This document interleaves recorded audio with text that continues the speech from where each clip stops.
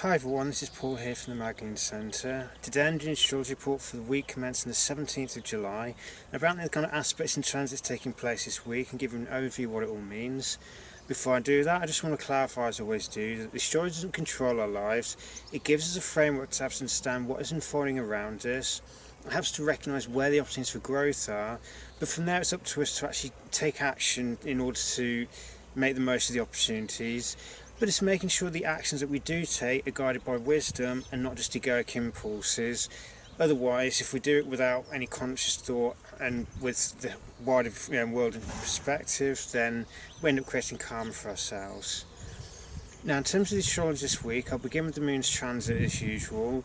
So we're following on the tails of a lunar eclipse. So whilst the eclipse window is recently closed with the lunar eclipse on Tuesday just gone, the lunar energy will still be very powerful, so this week may feel more like the energy diminishing again or settling after all the changes that the eclipse season may have brought about.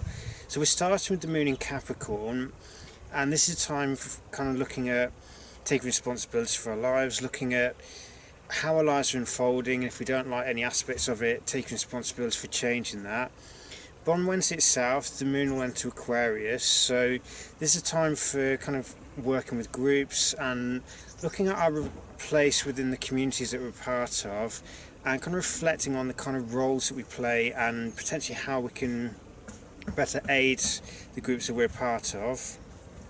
On Friday, she'll enter Pisces, so this is a time where we may feel need to kind of withdraw a bit and focus on our spirituality, so focusing on things like unconditional love, compassion, and our ability to see everything as a united whole and not just something separate from ourselves. Before on Monday, the moon will move into Aries, and this will be a time where we feel that urge to take action and to work towards any goals that we may have in mind. So it's looking at what do we want to be doing and working towards that. Now, in terms of the rest of the aspects this week, on Wednesday itself, Ceres has been retrograde for the last few months. She's turning direct again, so she's been retrograde in Sagittarius, and this has been all about kind of looking at whether the beliefs that we hold allow or foster forward motion. Does our belief system allow us to see a higher purpose behind life, or see that everything happens for a reason and that ultimately everything is trying to push us forward? Or does our belief system, is it very nihilistic, so we don't believe anything has any kind of meaning to it and we don't have any real belief in ourselves, so we stay stuck where we are and we end up feeling a sense of hopelessness? So with Ceres turning direct again, this is the time for making sure that whatever we've learned during the last 3 to 4 months of Ceres retrograde, we don't just throw it away, that we actually apply it and focus on making sure that the beliefs that we do hold, or the way that we perceive the world, fosters the expansion of consciousness and fosters our continual growth. On the same day, we have the first of 3 aspects involving Venus this week. On Wednesday itself, it's an opposition between Venus and Saturn retrograde. So this aspect is about remembering the importance of discipline and commitment when it comes to loving relationships. That if we want to, it's learning to understand that truly deep relationships require commitment. So we can't just be going around hoping for like freedom for commitment and still expect to have relationships built on solid foundations. And it's also about our pursuit of pleasure, because Venus deals with our values and what we do to try and increase our sense of self-worth. So this opposition to Saturn is an opportunity to learn to recognise where we allow the ego to pursue base appetites rather than pursuing the goals that are worthwhile. And it's also understanding where we undermine the foundations of our core relationships through a desire for instant gratification, rather than having that discipline that's necessary for true harmony to be forged within our relationships. If we want to have truly harmonious relationships with other people, and if we want to have relationships that have solid foundations, can last through any hard times ahead, then we have to have that sense of commitment to it and have the discipline to commit to love rather than allowing fears to convince us that it's better off to just ditch relationships. If the relationship, whether it's romantic, whether it's friendships, whether it's business, if they're truly worth while or truly worth pursuing, then it's important that we commit to them, that we honour our side of the relationship, we take responsibility for our side of it, but obviously making sure the other person is doing the same, because there should be a degree of mutual responsibility or mutual commitment to relationship. If there isn't, then by all means reevaluate whether it's worth keeping the relationship going, or if it's one to just let it drop down the list of priorities and focus more on the ones where there is that mutual commitment to one another. On Thursday, the Venus will form her next aspect, which is a trine to Neptune. So this aspect is all about an opportunity to raise the level of love we're operating from the more conditional love that the ego often engages in and the personal level of love, to more collective love, humanitarian kind of love. And it's a kind of unconditional love that transcends all boundaries. Now, it doesn't mean that we don't enforce any kind of boundaries in our life, that we don't set boundaries with people to make sure that we're treated with love and respect, but it is that capacity to feel unconditional love and empathy towards everyone, not just selective individuals. But as I said, at the same time, it's important that we do maintain boundaries and only really commit our energies to people who love and respect us back, or who are also working towards their own empowerment or freedom from their old conditioning. And it's about learning to love ourselves unconditionally first and foremost, because the relationship we have with ourselves lays the foundation for initially the relationships we forge with specific individuals, before later the relationship we forge with humanity as a whole. So if we don't have a good relationship with ourselves and we're not able to love ourselves, and we're not going to be able to have that kind of unconditional love, that spiritual love that transcends all boundaries and has that love of humanity as a whole. So it's important we do the work on ourselves first, through loving ourselves unconditionally, before we try and give it to other people, because otherwise it's not coming. It's almost like it's coming from a bucket rather than a wellspring. If we're in a position where we love ourselves unconditionally to the point where the love is overflowing from us, then we end up radiating a loving presence, and it's the energy flowing from us, not us ourselves, that's doing the loving, if that makes sense. So it's more about radiating the energy of love rather than getting directly involved in other people's lives unless they've invited them to participate in certain aspects of their lives, as it were. So it's understanding that this kind of love isn't about saving anyone. It's not about trying to get involved and help raise other people who don't want to do it. It's about having the capacity to love unconditionally, but at the same time not worry if people don't want to accept it. Instead, focusing it on or radiating it to the collective level, but not trying to play saviour with anyone's life. It's recognising that the energy of love flowing through us from universal consciousness or from God or divine, whatever term you feel most comfortable, if we have that kind of love flowing from us, it's allowing the energy of that love to do the healing or the transformation, rather than trying to directly intervene in other people's lives unless they've asked us specifically for help, because they don't feel they're able to do it on their own at this point. On Friday, Mercury is going to be backtracking from Leo and into Cancer.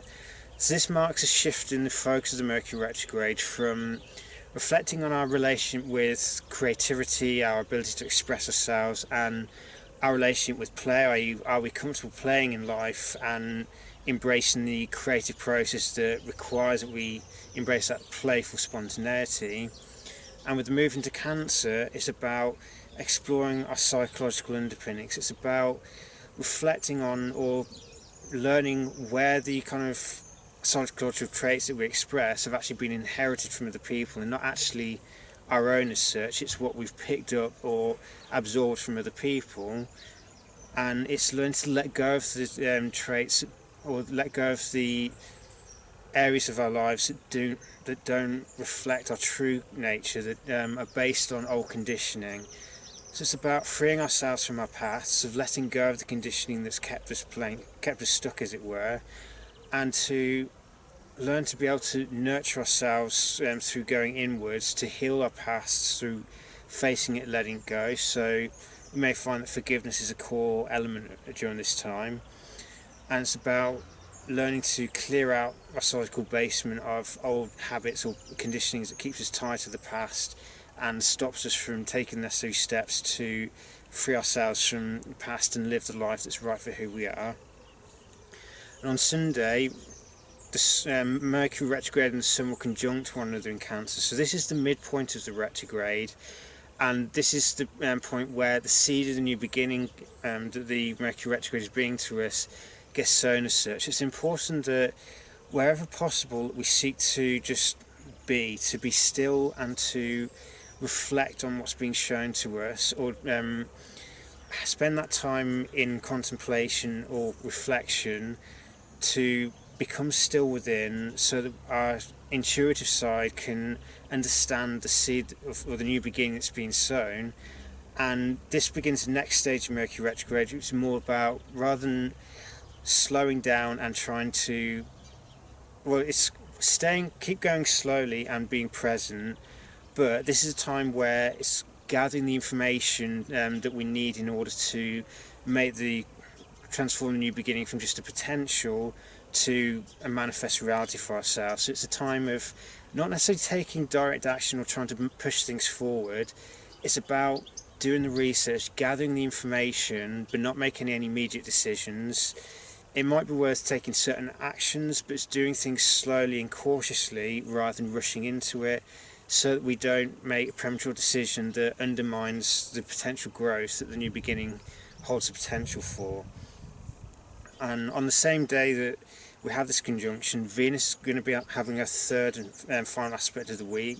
This is opposed to Pluto, so this aspect is understanding or learning to recognise when our shadow is running the dynamics in relationships, where we're still operating from hidden power plays or hidden dynamics within our core friendships, relationships, whatever the nature of the relationship is with other people. It's understanding where we're still operating from the shadow, so where there's still control dynamics in play, which we can't really say we love someone if we're trying to control them, because control is a fear-based mechanism, not love. Love and fear are obviously diametrically opposed to one another. So it's about becoming or being honest with ourselves about where we have a tendency to try and control the people in our lives, and instead let go of this tendency and understand that for a relationship to be truly empowering, it has to have a foundation of truth and authenticity, and it also has to be mutually empowering, so both parties are empowered in the process of forging this relationship. So it doesn't just empower one person at the detriment of another, it's about mutual empowerment. On Monday we have Pallas will be in conjunct Neptune, so this aspect highlights where we may have a degree of confusion in focus, and where we may be subject to or may be liable to indulge in illusions, and instead it's learning to slow down and concentrate or focus our energies and recognise where we can kind of focus our energy on transformative level, and that transcendent urge that is about that desire for unity, if you like.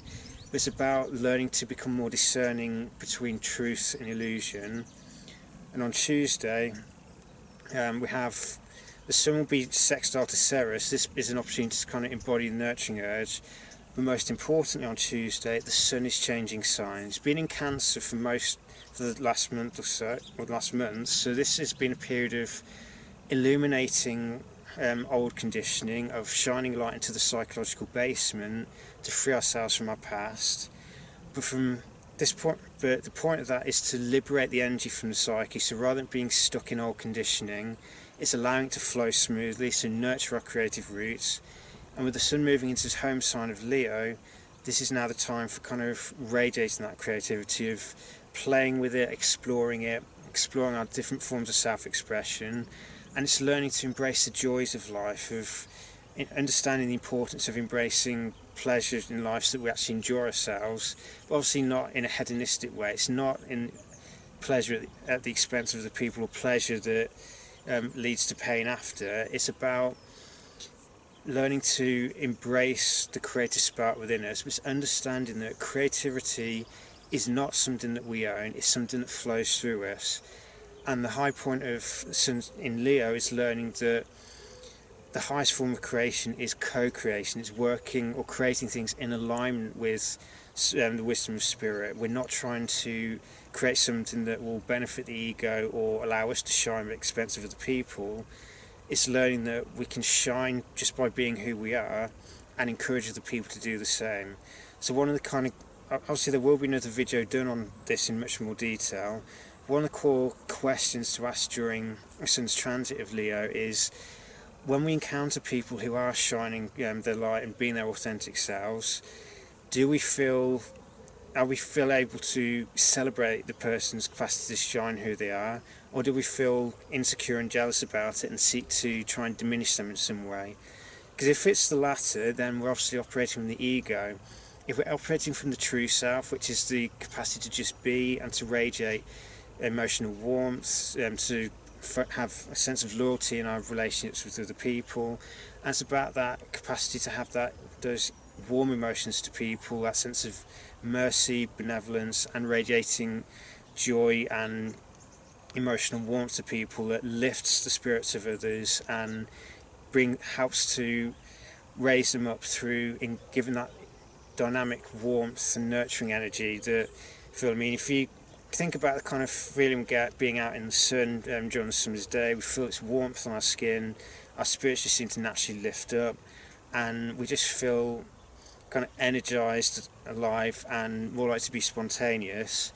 But it's important to remember that the archetype of the sun is within us, and if we can embody those same kind of traits, that capacity to emanate warmth and love towards other people, to embrace spontaneity and creativity, and radiate love, benevolence and mercy towards others, then we've reached the higher levels of Leo, which is about that ability to shine our light, not for our own sake, but to shine the glory of the Creator, if you like. It's understanding that we are a reflection of the creative process around us. We are vessels for the divine creative force, and if we align with it and co-create with it, then life can take off in a magical direction. But it requires that we know who we are in the first place. So the work for the Sun in Cancer is very important in the last part of the week, this week, to clear out any remaining attachments that keep us tied to the past and lead to us being afraid to shine our light. And it's liberating as much energy as possible so that when the Sun enters Leo, we can focus on using that energy to foster loving relationships, that foster creativity and playfulness. And it's about embracing the child within. It doesn't mean that we become childish, but it's about having that raw curiosity, that raw joy of living that most people are born with it or have it when they're young, but we lose sight of it for most of us. We get so bogged down in day-to-day living that we forget to embrace the more playful side of life, the creative side, and the capacity to just be spontaneous rather than having to live everything rigidly by certain sets of rules, as it were. It's about shining our light for the sake of it rather than trying to gain other people's adulation.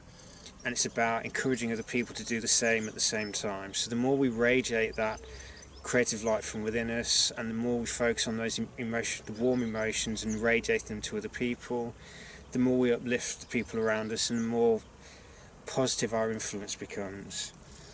So I hope this useful guide for the week. There's a lot to take on board there, but key points this week is Venus is going to be heavily under the spotlight, so relationships and values will be highlighted significantly, especially in terms of our commitment to our relationships, whether the love we're able to express unconditional love, and whether we're prepared to let go of control dynamics in relationships and elevate the level of the relationship's function to one that's mutually empowering. We also have Mercury moving back into Cancer and conjuncting the Sun, so this also changes the flavour of the Mercury retrograde, and brings more focus about clearing out the psychological basement, also sowing the seeds for new beginnings. And as I said before, with the Sun's movement into his home sign of Leo, this also bumps a number of planets in the home signs from 3 to 4. So the Sun in Leo is a key time for us to focus on radiating our true self, the authentic self, through learning the art of just simply being and embracing spontaneity and creativity in life without worrying about how other people perceive it. It's about that creating for the sake of it rather than doing it to try and gain other people's favour, as it were. So may this coming week bring you many new insights and many blessings. Take care.